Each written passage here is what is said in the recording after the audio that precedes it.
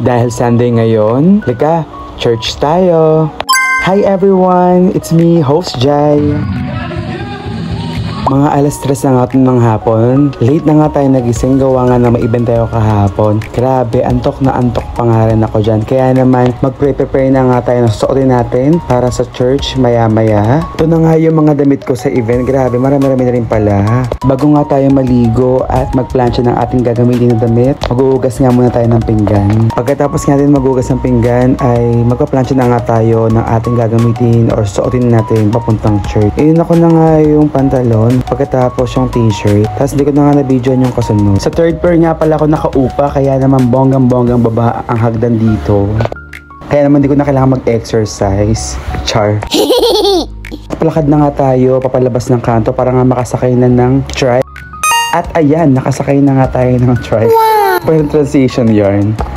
So ayun nga ay papunta na nga tayo ng church at ingat sa atin. Medyo matraffic nga sa bandang pulo pero laban lang. So ito na nga mga bebe ay isasama ko nga kayo sa aming church. Sa Bernardo Palasan lang yan.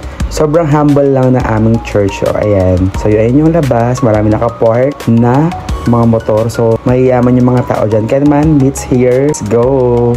So ayun sa Ate Jack. Siya ngayon sa registration. Kasama niya nga si Ate Rayan. Hello sa inyo! And mga bebe, welcome to Jesus Christ Fellowship, WSMD. So ito na nga yung mga kapatiran po natin sa church. And of course, Ate Kim, siya pala yung birthday ngayon. Happy birthday Ate Kim, pagkakitaan kita muna. Char.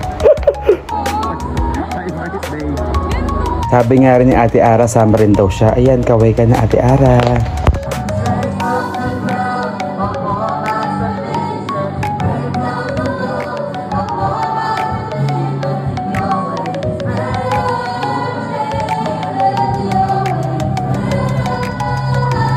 At tapos na nga ang aming Sunday service celebration.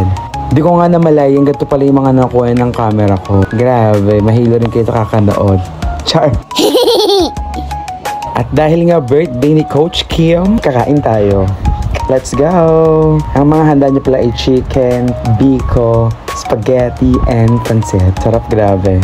Favorite ko yung spaghetti rito. Rate ko siya ng 10/10. Kasi sobrang creamy niya and saucy. Promise!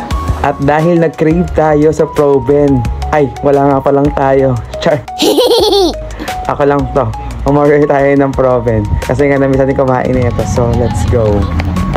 That's it. At nakita ko nga si Inday. Charot. Si Ate Abby nga pala. So, pagkakataan na naman kita, friends. So, ingat sa amin. Thank you for watching, mga bebe.